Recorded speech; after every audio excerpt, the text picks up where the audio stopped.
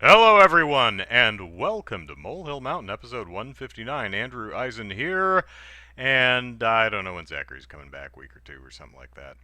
So, hello, everyone. If you ask a question in the chat, YouTube is just sucking more and more, and now instead of a 10 to 12 second lag, it's a lot closer to 30 now, because YouTube makes changes that make things worse. Thanks, YouTube.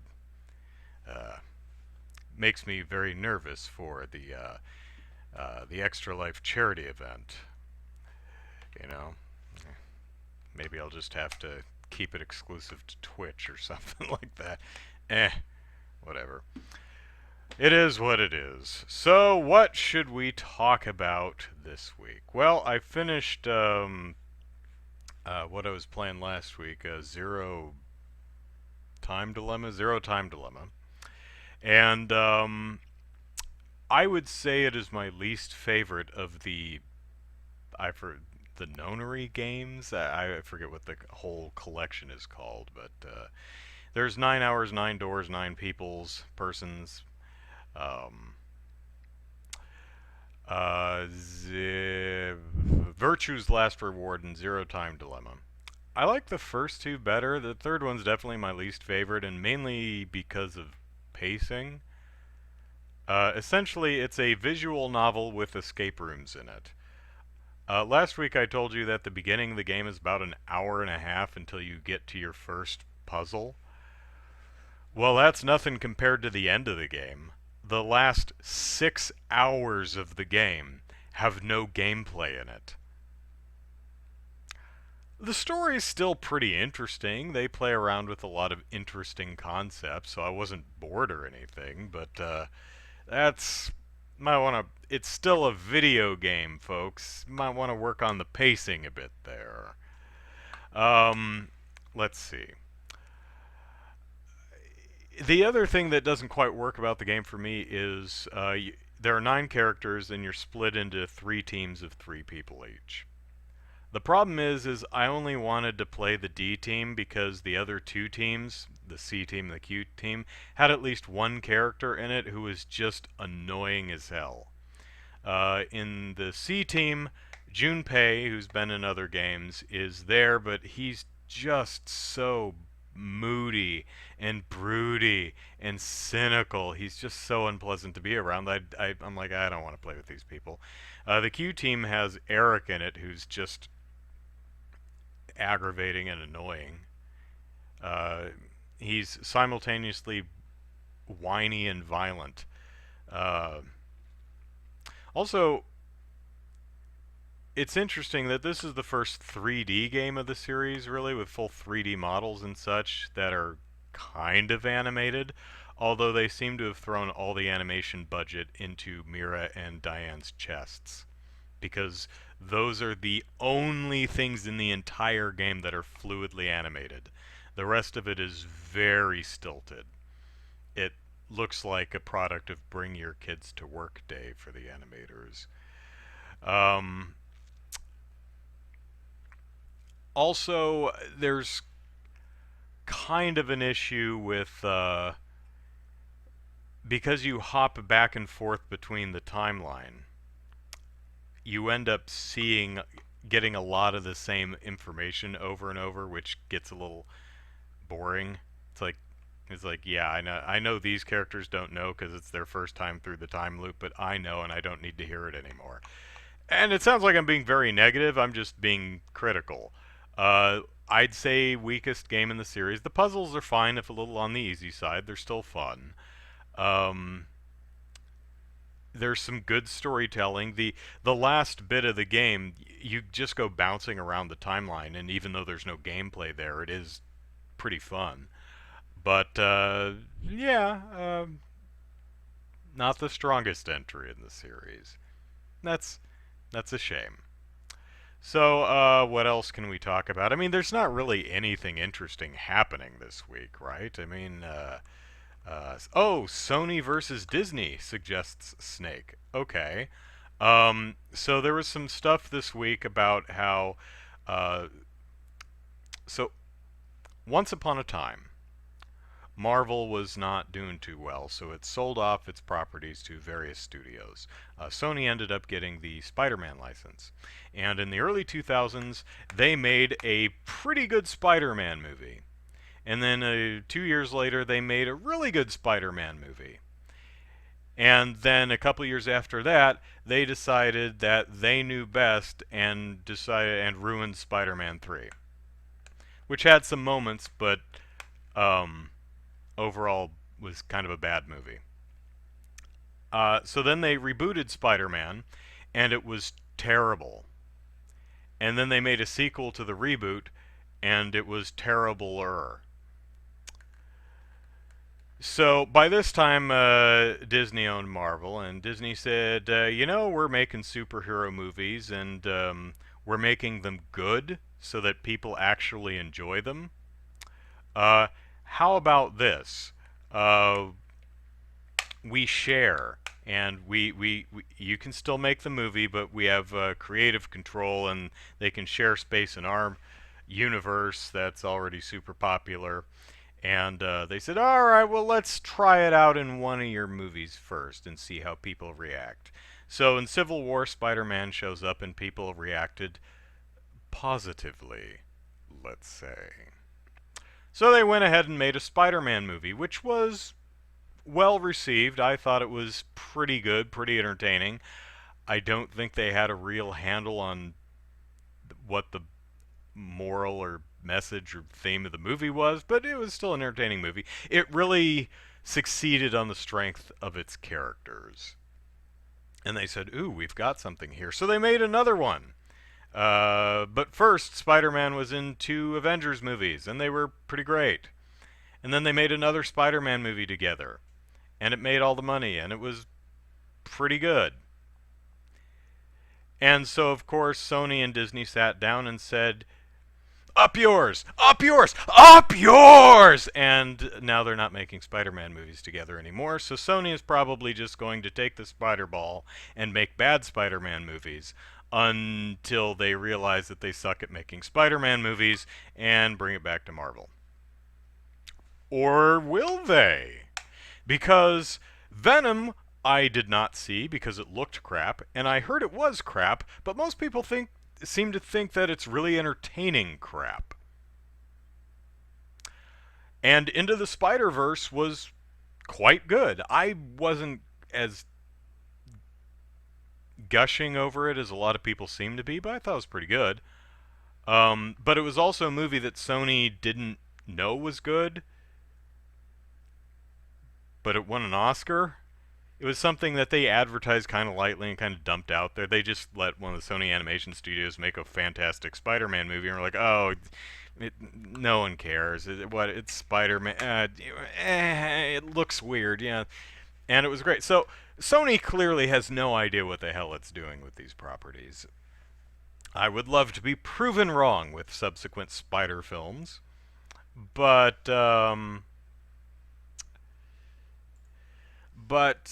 yeah, it remains to be seen what happens. So then again, maybe the whole thing is just Sony and Disney arguing in the press instead of behind closed doors like adults. So who knows what's going to happen with this thing? At the end of the day, there will be more Spider movies. Will they be any good? Who the heck knows? So, what you saying, chat? Chaos says Andrew Garfield was a better Peter Parker. Than who? Tobey Maguire or Tom Holland or both? I mean, I don't really have an opinion on that because the movie he's in is terrible. So, Jordan says Sam Raimi teased doing a comic adaptation of the unproduced Spider-Man 4 movie. Yeah, that'd be neat. Snake says, Disney, we want 50% of all profits even though we make millions from pretty much everything else. Possible. Yeah, I've heard several different stories as to what cut Disney was making in the first. I think I've heard from places that they're getting like 5% box office, and now they wanted 50%. But in either case, they have all the merchandising rights, and as Snake pointed out, um, they're making all the money anyway. Uh, Here's the thing, though: is Disney is in a much more stable position than Sony is, and aside from that, Disney's making better movies than Sony is. Granted, although maybe Sony has learned its lesson. Just hire good people to make good movies and keep your damn stupid nose out of it, because when you put your damn stupid nose in it, you make bad movies. Like Spider-Man 3 and Amazing Spider-Man and Amazing Spider-Man 2 and Venom, all those people really seem to ironically enjoy that one. So, who knows? Let's see. What do I think has a stronger hand? Disney wants 50 rev and Sony has a history of bad. Who do I think has the stronger hand? Disney wants 50% rev and Sony has a history of bad movies. It depends on which way you look at it, because Sony has the rights to the Spider-Man movies, so it can just at any time say no and go make Spider-Man movies. The question is, can they make good Spider-Man movies? Now, they've got a freebie. Everyone's really into Spider-Man, and most people don't know Disney from Sony from all the behind-the-scenes machinations. All they know is they like little Tom Holland in Spidey tights, and they like the uh, Zendaya, whatever, however her name is pronounced, as MJ, and the characters in that movie, Flash and all the others, Ned. And if they make another one of those, they have a free pass. Everyone will go see it. But if it sucks, then they got an uphill battle. And it's really no skin off of Marvel's nose, Marvel/Disney, because oh no, what is Marvel going to do if Sony takes its Spidey ball and plays by itself? It's going to make 10 more billion-dollar earning movies just without Spider-Man. Well, what are they going to do when they can't mention Spider-Man? They're just not going to mention him. I mean, Spider-Man isn't mentioned once in Captain Marvel. Granted, okay, that's a bad example because it takes place, you know, before Spider-Man was born. Spider-Man wasn't mentioned in Black Panther. He existed at that time, but he was never. They just won't mention him. And then if Sony makes bad movies and come crawling back and say, okay, we can't do this, please help, then they just bring him back in. It's not gonna matter.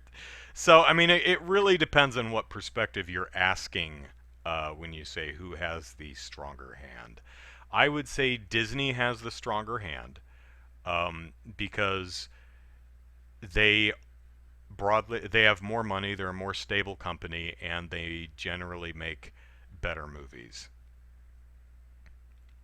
As far as who has the stronger hand in negotiations, Sony owns all the cards because they own the rights to the character, the movie rights to the character. So they can just go make Spider movies, and Disney can't do a damn thing about it. So Disney does not seem to be particularly worried about this.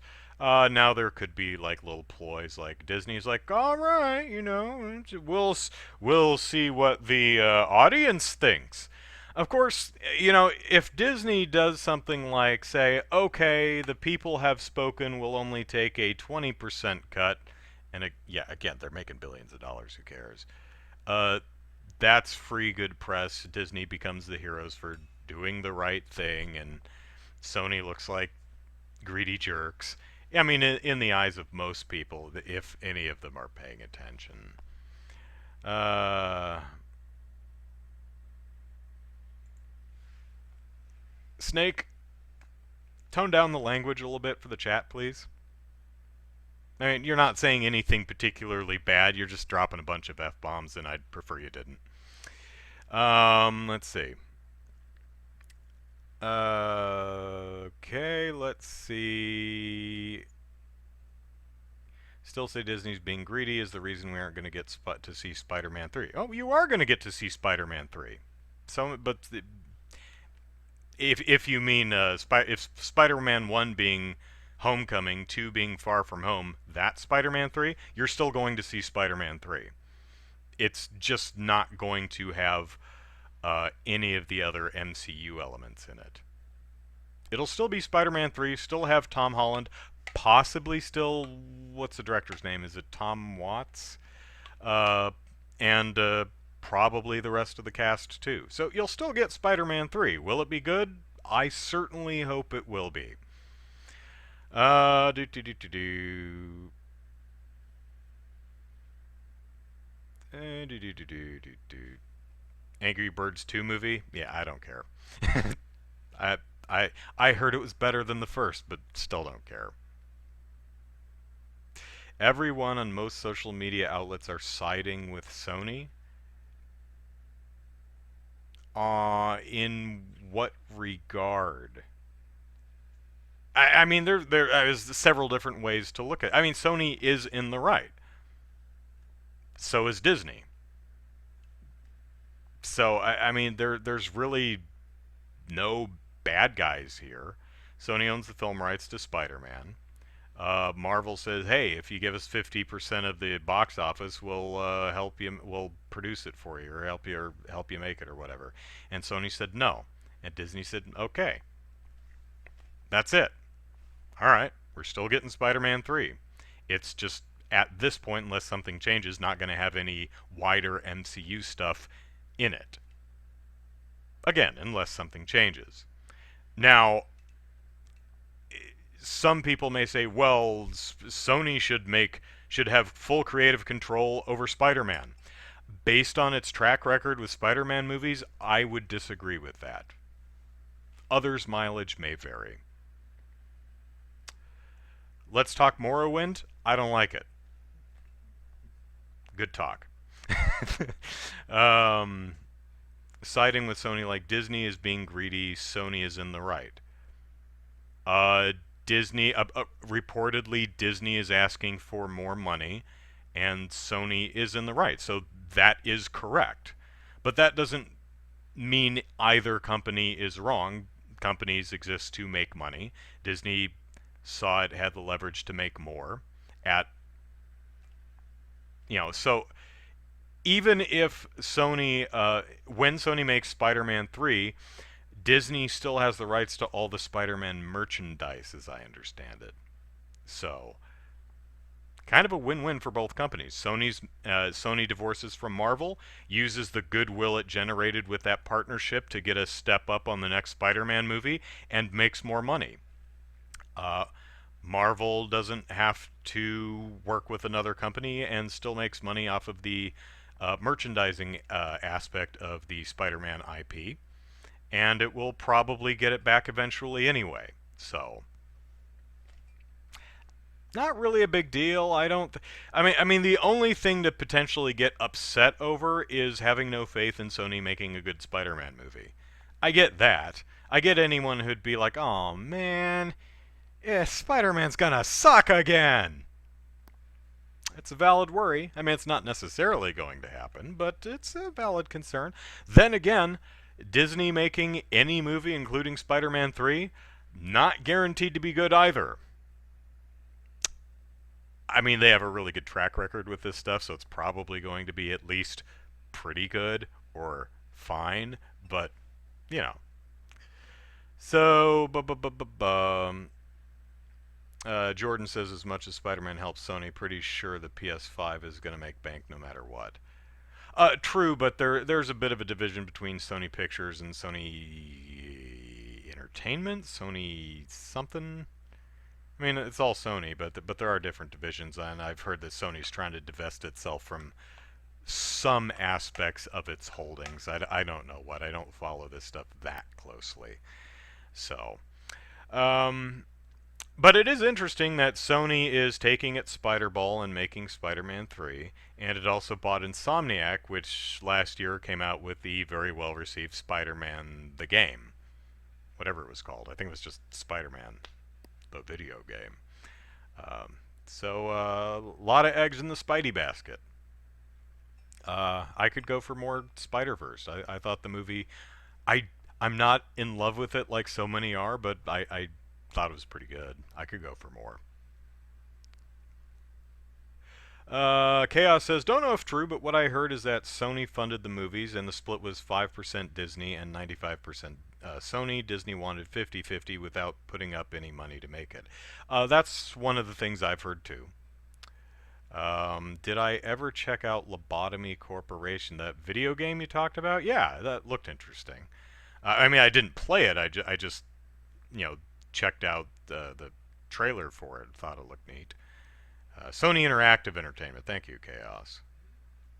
Um, so Sony's current CEO came from PlayStation. I'm blanking on who this CEO is, so that might be true. But enough about that. There's been some Disney news. Um,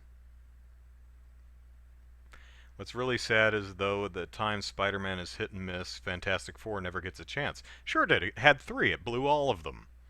But Disney now has all the X-Men and Fantastic Four stuff, I think. So we'll probably see another shot of that at some point. Speaking of which, lots of Disney news. Uh, Chat, let me know what is your favoriteest Disney news that came out this week. Um, yeah, Kazhar, did retire. I don't think that's who it is, Kaz. Um, my favorite is She-Hulk is coming to Disney Plus, I think the streaming service is called. I assume live action. I assume series, and not just, movie premiering on Disney Plus. I'm very happy about this. If you're a longtime listener of the show here, you know that a She-Hulk series is something I've been asking for. Boop, boop, for some years now. Although I have long said that She-Hulk would probably work better as like a serialized law procedural, so television show might be the better format for it. But the problem with that is would you have the budget to do it right? Yeah, Disney's got the budget to do it right. We just saw a trailer for The Mandalorian, their new Star Wars show, and just production-wise, looking pretty good. I mean that's looking nigh. I mean, they cut a good trailer, but it looks nigh indistinguishable from a full theatrical release as far as production goes. So, faith that She-Hulk could work well. Also, there are ways that you could probably do She-Hulk on the cheap, depending on cheaper, depending on exactly how you wanted to handle it. I mean, because most of us might think that She-Hulk would be a full CG character like Hulk, right? Not necessarily. Uh, She-Hulk could just be wearing her power suits for work, and they just pad the actor with bigger arms and shoulders and stuff, and do forced perspective effects to make her seem 7 foot tall. And then either, if her legs are in frame, do a body double or, comp in a body double or do CG effects and save the CG for the big, bust out of the power suit moments. That could work and keep the budget under control for a series. Either way, I like She-Hulk, and I'm excited to see what they do for the series whenever it comes out in like 3 years or whatever it's slated for. Chaos. Matthew says Disney online sub doesn't interest me, to be honest. I'm not interested in a subscription service either, but I admit there's going to be stuff on the service that I want to watch. Luckily, other than The Mandalorian, which premieres in November, I think, this fall sometime, most of this Marvel stuff not coming out for a while. You know, all your WandaVision and Falcon and Winter Soldier. Those are, I think, something's 2020, but I think most of them are like 2021, 2022. So no need to get Disney streaming immediately, unless you really want to watch Mandalorian, which you might, because it looks pretty cool. Or it looks like it's got Carl Weathers in it. I mean, he didn't do anything to kind of stand there. I'm not even sure he was alive, but hey, Carl Weathers. And Werner Herzog is in there, being his Werner Herzogiest. So that's neat. I actually had heard that he was cast in The Mandalorian. I just totally forgot about it until I saw the trailer. Chaos says Moon Knight, another one of the series that was announced, and Moon Knight is some dude named something Spector. It's like Joseph Spector, Larry Spector, Mike Spector, something like that. Mr. Spector, who like gets possessed by an Egyptian goddess or has like multiple personalities. It's like supernatural Batman essentially. So it could be a lot of fun. Um, the actor for Mulan is in hot water for supporting China. Uh, yeah, I heard the actor for the live-action Mulan said something in support of something for China, and I haven't looked into that, so I don't know. Let's see. Live action, there needs to be Jordan says, episode crossover with Netflix Daredevil, though I don't remember what kind of lawyer She-Hulk is. Uh, Typically defense lawyer who defends superheroes, usually. I think. Pretty sure. If I'm remembering the comics right. Of course, that may change depending on what comic you're talking about. Um, do, do, do, do, do. Mark Spector. Is it Mark? Okay. Thank you, Chaos. So let's see. We got Moon Knight. We've got Miss Marvel. I had a tweet the other day, week, at some point, where I was kind of poking fun at the spider thing. And I said, Sony's taking its spider ball and going home. Oh no, whatever will Disney do now? Make a Miss Marvel movie? Or Ironheart? Or Moon Girl and Devil Dinosaur? Or Hawkeye, Kate Bishop? Or America Chavez? Or Hulk, Amadeus Cho? Or Spectrum, Monica Rambeau? Or Stature, Cassie Lang? Well, I got Miss Marvel right. And I got close with Hulk. We got She-Hulk. I was kind of going for the kids, you know, the young Avengers type of people, you know, to substitute for Spider-Man, who's a kid, which is why I listed all the young Avengers I thought of off the top of my head. We're probably already getting a Kate Bishop. That's probably what the new Hawkeye show. I believe that's gonna be live action though. But you know, Hulk, Mark Ruffalo Hulk, his hand is kind of busted up, and he's all Professor Hulk. So we might need new Hulk, and the current one is it the Awesome Hulk or Totally Awesome Hulk or whatever that series is, the one with Amadeus Cho. Monica Rambeau's already in the MCU via Captain Marvel. I think she is going to show up in the WandaVision show or maybe the Falcon Winter Soldier one. Um, so we could see Spectrum or Pulsar or whatever some of her other names were. Cassie Lang is Ant-Man's kid, so we know she's been in the movie. She's older now. She's like 18 or 20 or something like that. I don't know how old the character. I guess she was like. I guess she's like 10, so she's supposed to be 15, but the actor made her look like she was young 20s, but whatever. Um, I'd love to see Moon Girl and Devil Dinosaur because Devil Dinosaur. Anyway, lots of neat stuff. What else was announced? Let me scroll through the list here and see what we've got.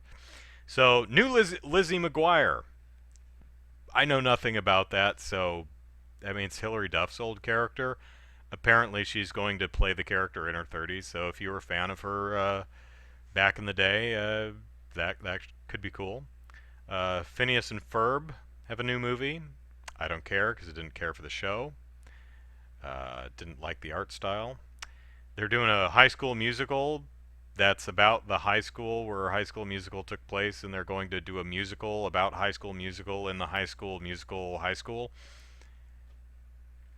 There was a trailer, but I didn't watch it because I don't care. I saw High School Musical 2. I think someone loaned me the DVD at one point, and I watched it. I went, oh, that's watchable. You know, if your kids make you watch it or something. What else?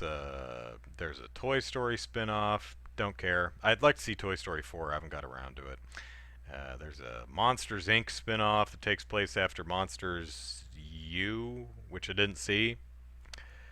Um, oh, there's all the Marvel What If things, which are um, animated, I believe. Let's see. Falcon and Winter Soldier has what's his face? Kurt Russell's kid, Wyatt Russell, in it as U.S. agent. So that should be cool. I think Sharon Carter, Emily Van Camp, I think her name is coming back for that. WandaVision seems to be the one that's tying most into the MCU because that seems to be going to be tying heavily into Doctor Strange 2, Mountains of Madness or something. Multiverse of Madness, something like that. Scarlet Witch probably going to be in that. She'll probably be the villain. Doctor Strange going to have to stop her from destroying the universe or something. Oh, and let's see. Okay, Monica Rambeau's older Monica Rambeau is going to be in WandaVision, along with Kat Dennings, who plays Darcy in the Thor movies, Randall Park, who played Agent Smith in Ant-Man, and who else we got? No one. Let's see. Oh, Paul Bettany and Elizabeth Olsen, they're in it too. Miss Marvel, Moon Knight, She-Hulk, we already talked about.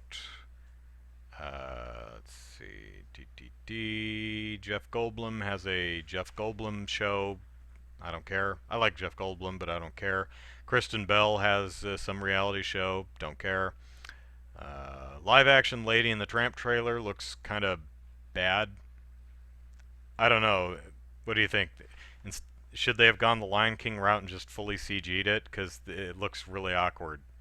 It looks really creepy. I don't like the dog giving bedroom eyes to the other dog. Dogs humping is gross enough. I don't need them to stare each other with bedroom eyes first. I don't need beagles or basset hounds or whatever the hell she is giving come hither stares to an ugly mutt that looks like significantly older than her.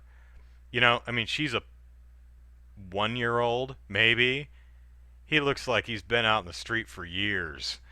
You know, it looks like, you know, oh good, even with dogs, Hollywood once again is pairing a 20-year-old actor with a female actor with like a 50-year-old male actor. Thanks, Hollywood. That's just creepy. I don't like it. I don't like it. Make an Aristocrats live action film. There you go. Let's see. Stargirl, okay. Um, isn't Stargirl DC? Stargirl DC? What's this doing in here? Maybe Stargirl is MC. I don't know. There's a Christmas movie called Noel where Anna Kendrick. It's the same thing as what was the actor's name? Elf or something.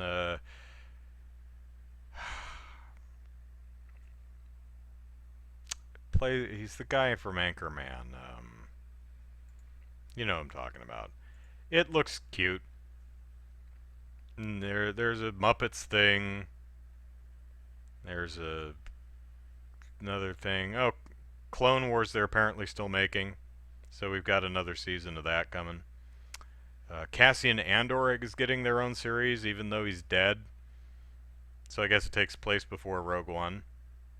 But, you know, him playing around with K2SO, the Alan Tudyk droid, could be fun. Mandalorian looks neat. Obi-Wan has a show. Don't care at all. I don't know why anyone would want an Obi-Wan show, but, you know, fine.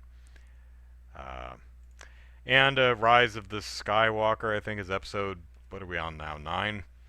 Uh, the poster was revealed, and it has Rey and Butt Munch slapping lightsabers together on a piece of space junk while the shadow of the Emperor looms in the background.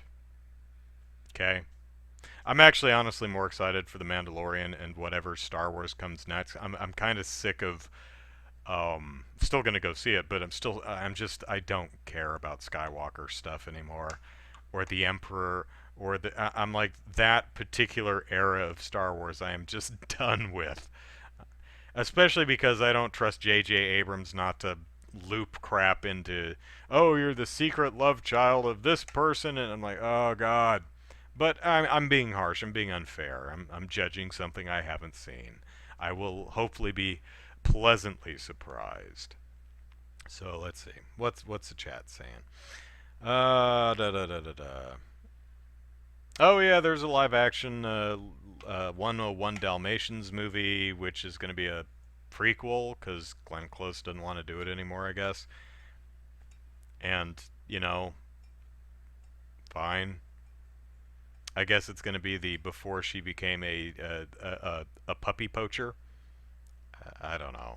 What drove her to killing puppies? Don't get you started on Faux Hulk? What is Faux Hulk? Devil dinosaur thing is coming? Oh, great. I didn't read that anywhere, but that's nice. We need shorts about Astro the dogs and Howard the Duck. I think Hulu has a Howard the Duck, Squirrel Girl, and 2 others. So that's cool. Todd Howard sold Skyrim to his own son. Alright. Hoping they'd age Captain Marvel since her story was in the 90s and Endgame was present day. There aren't too many old age superheroes. That's true. I wonder. It makes me wonder why hasn't she aged? Are they doing the relativity because she was moving really fast thing? Who knows? Or is the Tesseract juice just kind of keeping her young? Don't know. But yeah, we could use some, especially female heroes who aren't in their 20s. Although what's her face? Wasp. She's not in her 20s, so there you go. There's one. Not too crazy about Desert Rain says not too crazy about live action remakes of Disney classic films.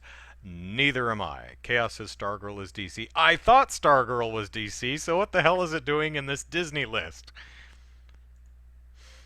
Oh well, whatever.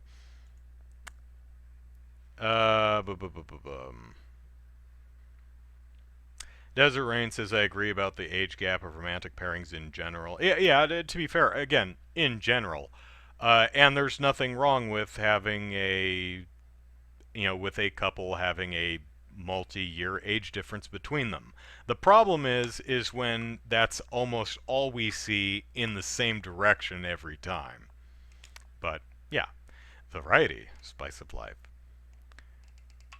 Jordan says Kylo Ren. That's his name. Thank you. Yes, but Jordan says he is now forever known as Butt Munch. Thank you. So I'm caught up on the chat. What else do I have to talk about? Nothing really. I mean, it's just I'm not at D23 or whatever the event is called, so I'm just reading about the.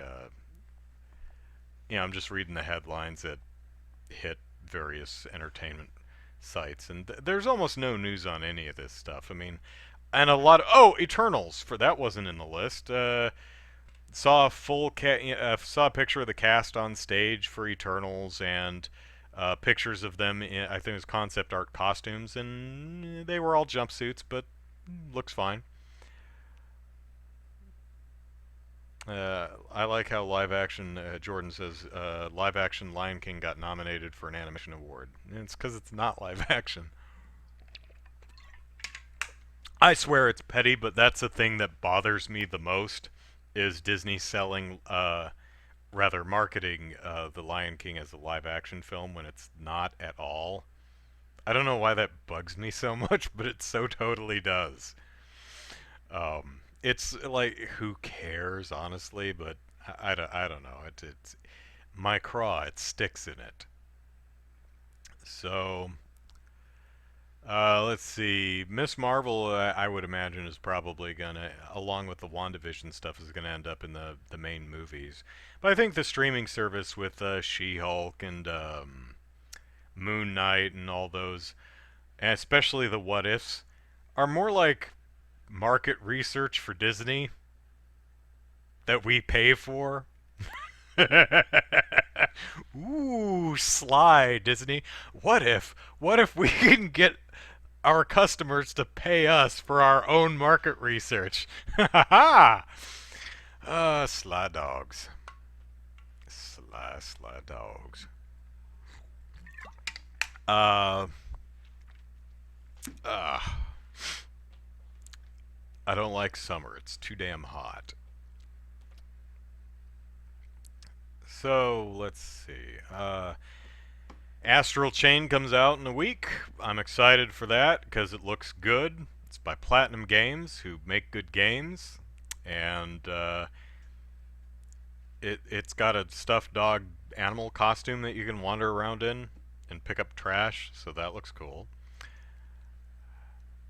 Desert says, remember the Old Spice spoof commercial he did ages ago. That's how he ended up following me. If I did something like that, maybe a company would take notice of my talents. Ah, thank you. Yeah, that was, God, 2011 or 12, somewhere around there. Uh, I'd like to. Yeah, it was. I probably won't do anything quite like that again, just because it took 9 months to do. I mean, I mean, especially now that I'm working more and have less time, I don't think I could pull it off. I have enough trouble making videos myself, just finding the time to do that. That was an enormous headache of getting like 9 or 10 people to help. I mean, it looks like a simple video, but there are literally 9 or 10 people just off camera helping me do that thing. So, and I had to get them all in the same place at the same time for several hours. Oh, that was so hard. The hardest thing about working with other people is honestly just the coordination, is getting everyone together at the same time to do a thing. That's really hard because people have their own lives and they're busy. But yeah, I'm pretty proud of how that turned out. Um, so yeah, I really wish I would have shot that in because Kyle, I believe his name is, was shooting it for me, and he asked me, should I shoot it wide or 4:3? And at the time, I was really new to video and video editing, and I knew I was going to have to at least crop it to 4:3 to cut everyone out of the sides of the video, but I didn't know. I was sure I could do that, but I wasn't positive because I'd never done it before, so I asked him to shoot 4:3, which is lower resolution, which meant that so like I'm holding up a thing and you can't read it because it's a slow. So if I could go back and do it over again, the only technical thing I would have changed is had him shoot wide, because I definitely could have just cropped it and then it would have been on a higher resolution. You might have been able to read the little thing I was holding up, but I put the little thing I was holding up in the credits. So, bu bu bu bu. You need a sequel to Logan and Daphne Keene back as X-23. Well, Daphne Keene as X-23 could be the sequel to Logan. But yeah, I quite enjoyed Logan, and I enjoyed Daphne Keene as X-23. So, in fact, had I more room on my little Twitter saying, "Oh no, what's Marvel gonna do now?" I would have included X-23 on there, but uh, I didn't, because you've only got so many characters to work with. Desert says, I was able to play via modded Wii Fatal Frame 2 remake. Shame it was never released in the US. Good thing Switch is region free though. Yeah, I think the original in the Old Spice parody, I had Fatal Frame and Disaster Day of Crisis or something. But in my original video, the Nintendo Why Won't You Let Me Your Money, Give You My Money, um, it was the Project Rainfall, Operation Rainfall games. Those all eventually came to the Wii. So that was cool. There was a Fatal Frame 4. Was it 4 or 2 or one of the two, which never came out. There was another Code R, which never came out here, and Disaster Day of Crisis, which never came out here. And I don't claim to say that those are brilliant games. I've never played them, but they looked fun, and had Nintendo brought them to this side of the pond, I definitely would have tried them, unless they charged like $500 for them or something. Yeah, it was Pandora's Tower. Was the other at that point in time. Pandora's Xenoblade and Last Story were announced or had been released, but Pandora's Tower had not yet been. I think subsequently was quite quickly, like within a month or two of me doing that video. Oh, 4 was canceled. Okay, so it was Project Zero 2. Okay. When are we going to get an update on everything that's not on the Wii U? Never, because that's done. They're not... Everything for Wii U was... at this point, I don't expect anything to come out on the Wii U. Wii U's dead and gone. Also, the whole idea was stuff that comes out on the Xbox 360 and the PS3, but not the Wii U. And there's very little coming out on the 360 and PS3 now. There's still some stuff, I guess, but yeah, I'm not keeping track of it. So, never. I'm not doing it. Not doing it anymore. That was enough work. That was actually a bigger pain in the ass than I realized. Had I known when I started what a pain in the ass that would have been, I may have heavily reconsidered doing that. Because that was just a nightmare to keep track of, and also make decisions on what counts and what doesn't. You know, well, what if the game came out on the Xbox 360 first, but not the PS3? Or what if they came out before the Wii U? Okay, so stuff that came out after the Wii U came out. Well, what if it came out on the 360 before the Wii U came out, but the PS3 after the Wii U came out? It's like, oh god. What if it's a re-release? What if it's a compilation? What if it's a compilation that has a physical disc versus a compilation that just has download codes? You know, you just gotta start making up rules.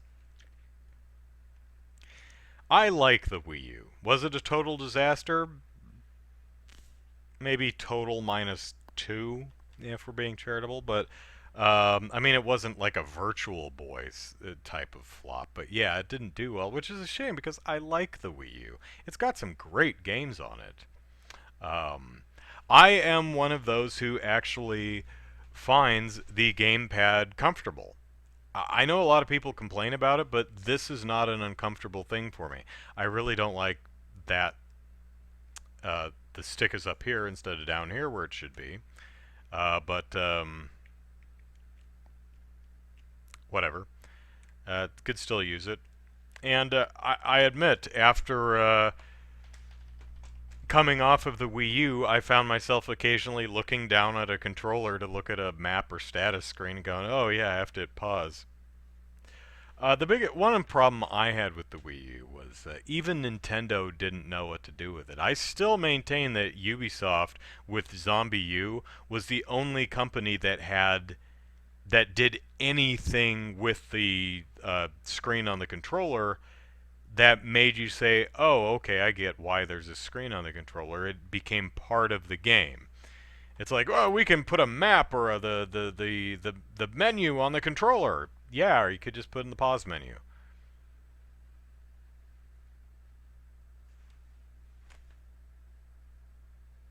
Well, I mean, you don't have to pause the game. You can just look down. Right. So I'm not looking at the screen, so it may as well be in a pause menu.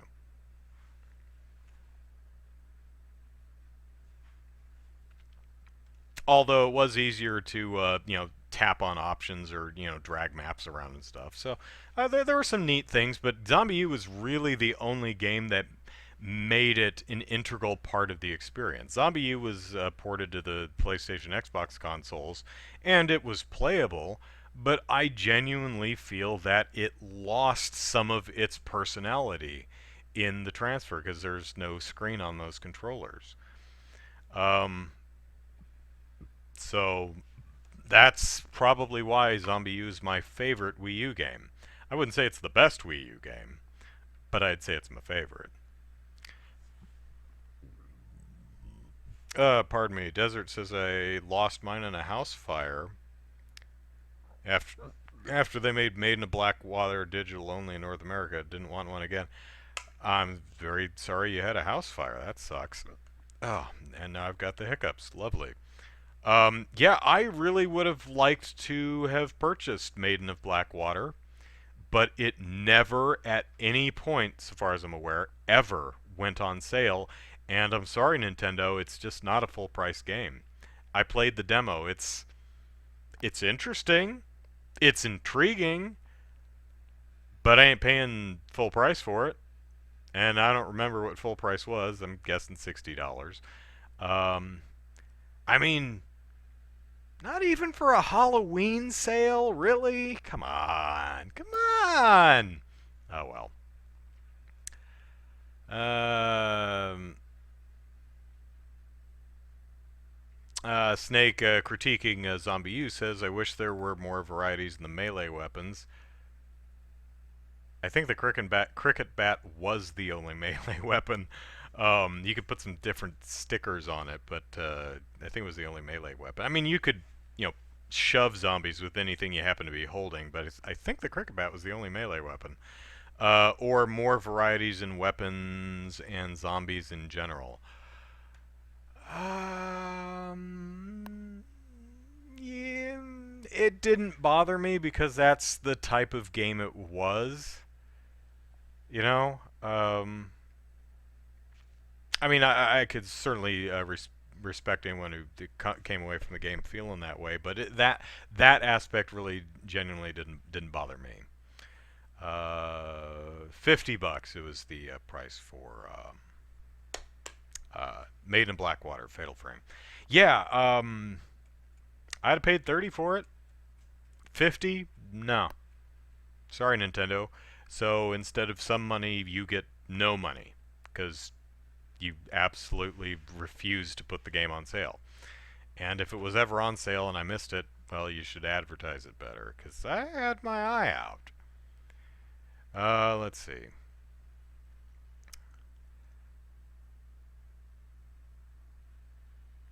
Try2 says the thing was the cricket bat was indestructible. I was kind of hoping to find a sword or something in the last couple areas. You do get a Magnum, kind of like the Resident Evil Magnum, that you just blow things heads off in the very end of the game, which is kind of fun. Um, but yeah, it's just the cricket bat, and I think that's the point of the game. The cricket bat is, you're not supposed to go in meleeing zombies. You're supposed to make your ammo count, and you're not supposed to want to use your cricket bat. I believe that's why it sometimes takes like 12 to 14 swings to put down one damn zombie. You're like, this is boring. Yeah, you're not supposed to be beaning things with a bat. You're supposed to conserve your ammo and shoot them or use your explosives and other traps and stuff. You're not supposed to one by one them with the cricket bat. Um, but, you know, if the game didn't make that clear to enough people, then I guess that's on the game. Da, da, da, da, da.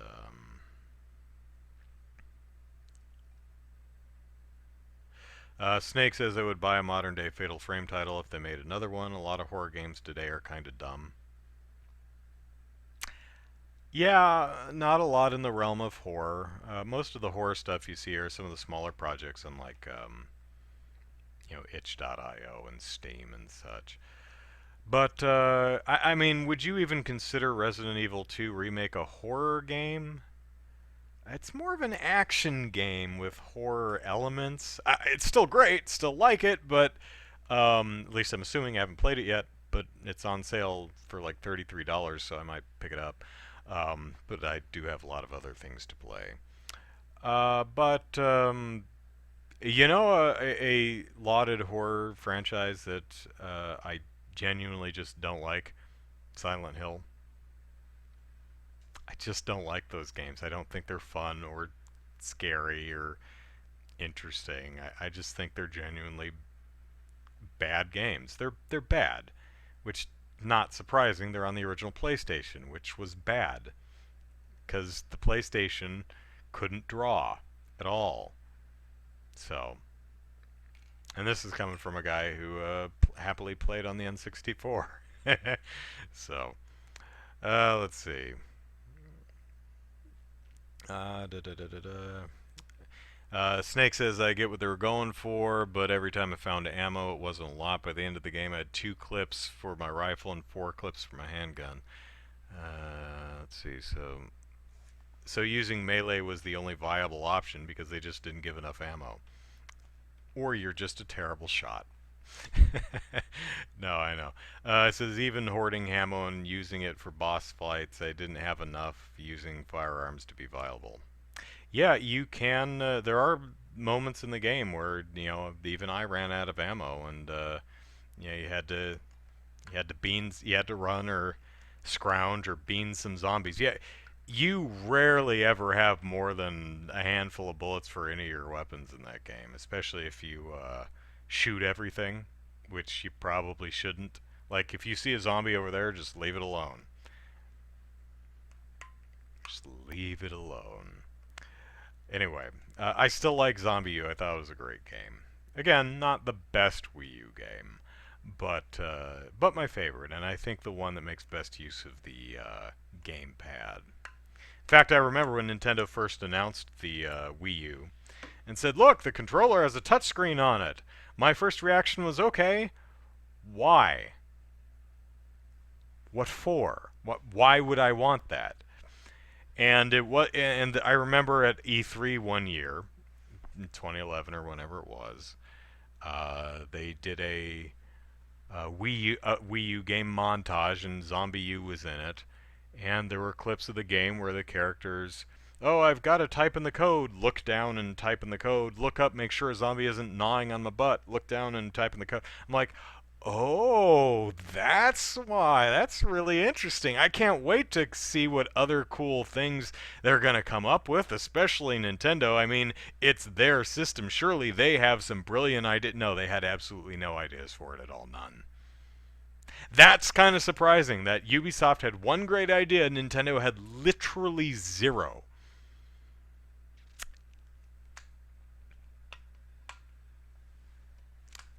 So it came off as we put a touchscreen on the controller because we felt we had to do something gimmicky. I mean, the system is less powerful than our competitors, even though they've been out for like 6 years. So we've got to do something to set ourselves apart. Okay, we've got a touchscreen controller. What are we going to do with it? I don't know. Put a map on it or something? Whatever. I like the Wii U better than the Switch, which I still don't play because there's just nothing on the console that I want to play. I liked Mario Galaxy. I'm sorry, Mario Odyssey. Zelda just honestly doesn't do it for me. I was excited for Astral Chain though. That looks cool.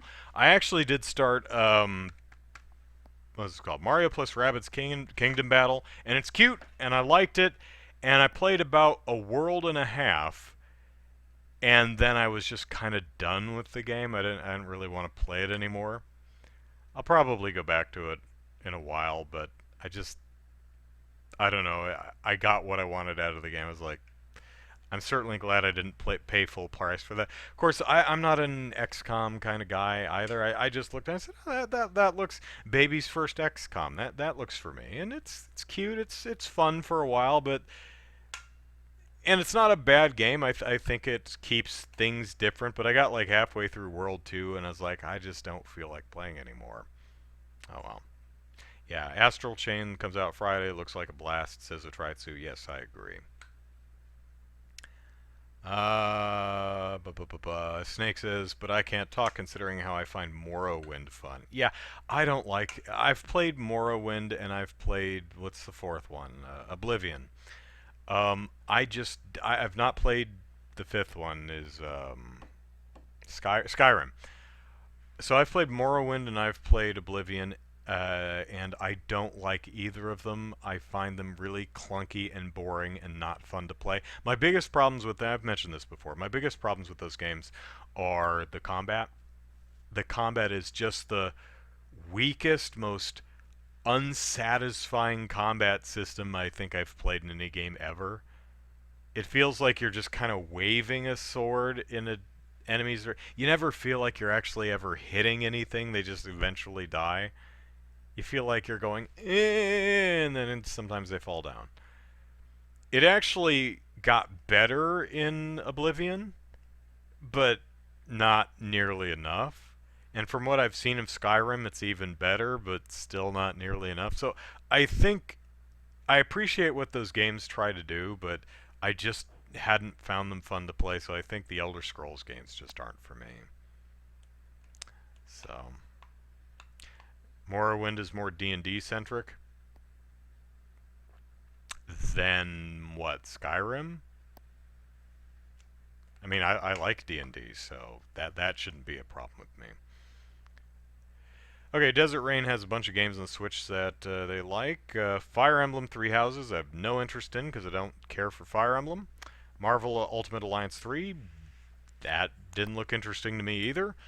Smash Brothers Ultimate, nope, don't care because I'm a single-player gamer, so I don't like party or fighting games. Let me rephrase it. I don't like playing party or fighting games. I like watching them, but like Mortal Kombat, I'm not going to play it, but I like checking out the characters and the levels and the fatalities and the moves and special moves and stuff like that. But once I see all of it once, I'm like, okay, good, I'm done. You know, same thing. Like, I followed the development of all the Smash Brothers games. I'm like, ooh, new character. Oh, look how cool this character is and all their moves. It's a callback to classic Nintendo stuff, and it's great. Do you want to play it, Andrew? No. Nope. No, I don't.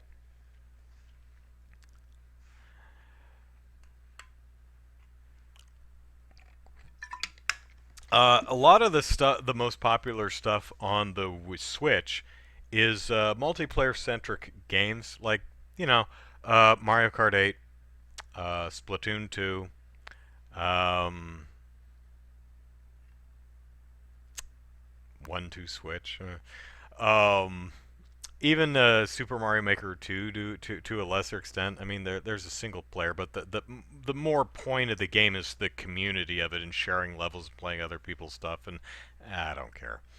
Um, yeah, different strokes for different folks. I'm not saying my taste is better than yours, or you have bad taste because you like things that I don't. I wish I liked Breath of the Wild, and I actually really like Splatoon and Splatoon 2. Oh, Arms. Arms is another one. I love those games. I think they're great. I just personally have no interest in playing them. They're not for me. They're not my kind of games.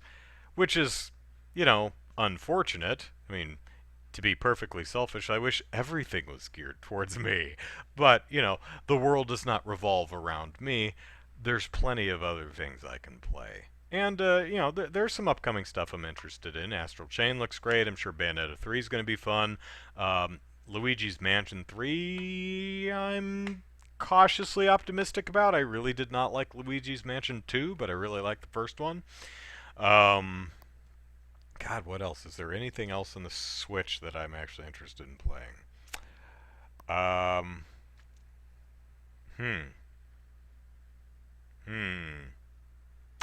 I would have thought Xenoblade Chronicles 2, but it just looks so bad to me. I know a lot of people really love it, but I mean, I don't like the character design at all. I think it's just utterly awful. But aside from that, the game just mechanically looks bad. all the footage, and I've watched a couple uh, snippets of not let's plays, but like the treehouse events at E3, and I'm like, wow, this game just looks bad. It just doesn't look fun to play. So yeah, I think Xenoblade Chronicles 2, which surprised me because I was like, Xenoblade Chronicles 2, woo! I like Xenoblade Chronicles and Xenoblade Chronicles X. Interestingly, the DLC, which I don't remember, the Xenoblade Chronicles 2 DLC, something of Torah or whatever it's called, that actually looked a lot better. I watched like the trailers and the treehouse playthroughs of that, and went, wow, that actually looks pretty good. Oh, New Link's Awakening, yeah. Unless you've already played the old Link's Awakening, although I mean it's different enough that I mean its aesthetic is so different from the original that I think even if you played the original and it's other than the coat of paint, it's exactly the same. I think it could be worth a playthrough, but I don't know. I mean, it looks cool. I really do like the almost Playmobil diorama look for it. I love how free Nintendo feels to experiment with Zelda's aesthetics in each different games. Sometimes I don't always like it, um, but I do appreciate that they try such radically different things for all the Zelda games. So, Torna the Golden Country. That's right. Thank you. Yeah, it's set centuries before the main characters in Xenoblade Chronicles 2. And it's a standalone, so you could play it standalone, but I never got around to it. I've been catching up on, being a Nintendo guy my entire life. I've said, all right, well, if Nintendo's not going to cater to me, I'll just catch up on the PlayStation stuff I've missed over the years. So, maybe I should play Dead Space, because someone mentioned horror, and that's kind of horror action, but horror. And what else do I got over there? I've got Red Dead Redemption. Interesting. I think Red Dead Redemption looks pretty great. I think Red Dead Redemption 2 looks really tedious. It's kind of weird. I'm really excited to try Red Dead Redemption. I have really no interest in Red Dead Redemption 2. Eh. What else do I got over there? I've got some more Uncharted games. I got to do Uncharted 3, 4, and Lost Legacy, I think it's called. Ooh, Dragon's Dogma, yeah. Spiritual successor to True Crime Streets of LA and New York, both of which I really quite liked, so I'm excited to try that. Dragon Quest XI, I'm excited to try. Yeah, lots of good stuff. So, um, bu- bu- bu- bu- bum. Dead Space is horror. Dead Space 2 is horror action. Okay. Dead Space 3, don't bother because EA ruined it. Oh, it's Snake's next comment is Dead Space 3 is a sin. Yeah. Um, Chaos says Red Dead 2 is very tedious. Yeah. You know what? One of the things that caught my eye about the game, and there's many things, right? But one of the things that caught my eye the most was watching someone gun down a bunch of people and then have to slough through snow, although not every area is snowy, and then take like 5 seconds or so for each corpse to manually turn them over and search each pocket to loot them. And yeah, it's realistic, but oh god. There's like this really cool gutting animation when you skin animals that you hunt, and it's really gnarly and cool. But I'm like, oh god, that would get tedious after a while because they're like 5 to some seconds long, and it's like, oh god, every time. Um, and other things, especially the movement, like just turning around or trying to get to the right spot to examine an item on a shelf, because the game does that thing where the character won't just turn around, they have to like shift their weight and turn around, which kind of puts them in a different position. And you try to line them up with the shelf, but they don't just stop instantly. They keep going a little bit, and it's like, yeah, it's realistic, but it's not a very fun game. So, Sleeping Dogs was the successor to True Crime. Uh, if that's not what I said, that's what I meant to say. So, it's a little after 8, so that's an hour. So, hey, happy Disney Day, everybody. I hope there's some news that makes you happy. And I don't know if Zachary will be. There might not be a podcast next week. I might be out of town. That is up in the air. So follow me on Twitter at Andrew Eisen, and I'll let you know as soon as I can. Sorry, but life is ever malleable sometimes. So I said Dragon's Dogma instead of Sleeping Dogs. Okay, I wouldn't mind trying to. Dragon's Dogma looks interesting, but it looks a little too janky for me to drop a bunch of money on. Like if it was like if I found it for $5 in a dump bin, I'd pick it up. But uh, I don't know. But yes, I'm sorry. Sleeping Dogs.